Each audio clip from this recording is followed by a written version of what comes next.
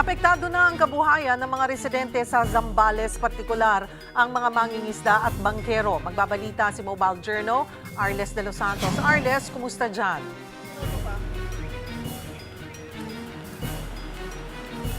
Cheryl, nandito tayo ngayon sa Barangay San Miguel, San Antonio, Zambales kung saan nararanasan ang malakas na buhos ng ulan maging ang malalakas na hampas ng hangin. Ilang minuto lamang ang pagsisimula nito bago tayo sumahimpapawid. Pero Cheryl, bago pa tayo makapunta dito ay bumungad muna sa atin ang mga baradong mga kalsada na mayroon pa ring mga pagbaha maging mga palayan na nalubog sa tubig dala ng habagat.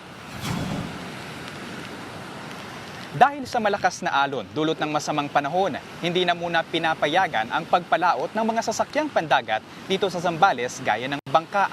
Pero umaalma ang mga bangkero dahil halos 2 buwan na silang walang kinikita.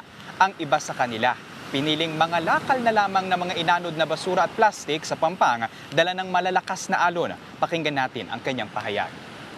Tiyaga-tiyaga na lang po kami nagpupulot, sir. 2 linggo na. Para lang may pambili yung mga bata ng pagkain. Gusto ko na po, sir. Bumuti na po yung panahon para makabalik na yung asawa ko sa trabaho, sir.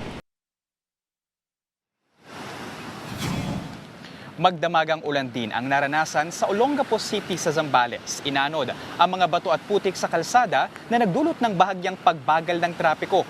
Ang problema, yung tinapal na sandbag ng barangay na layon sanang pigilan ang pag-agos ng tubig papasok sa mga bahay, tila nakaperwisyo pa. Pakinggan natin ang pahayag ng isa sa mga residente. Hindi naman kasi unang-una mahirap din namang lumipat ng mangungupahan ka lang, di ba?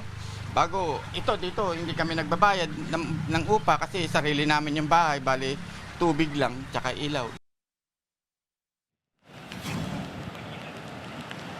Cheryl, dito nga sa San Antonio sa Zambales, actually Cheryl, no, ito ay kilala bilang isa sa mga pinakapinupuntahan ng mga turista dahil sa maganda na mga beach nito, no, lalo na kapag tag-araw. Pero sa ating pakikipanayam sa mga mangingisda dito, sa mga tour guides dito, magta3 buwan na raw silang halos wala ngang kinikita. No?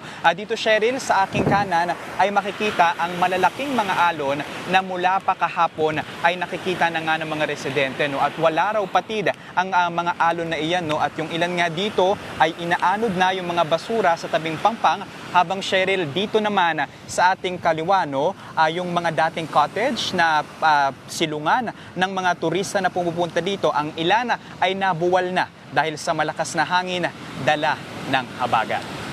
Sa ngayon, Cheryl, ay nakataas ang red rainfall alert dito sa Zambales at pinapayuhan pa rin ang mga residente na manatiling alerto at kung kinakailangan nang lumikas ay tumawag agad sa kanilang mga lokal na pamahalaan gaya ng kanilang mga barangay habang inaasahan ang walang patid na pag-ulan sa loob ng 2 oras at maging ang pagbaha sa mga flood-prone areas. Yan muna ang latest mula rito. Cheryl. Maraming salamat at mag-iingat kayo dyan, Mobile Journal, Arles de los Santos.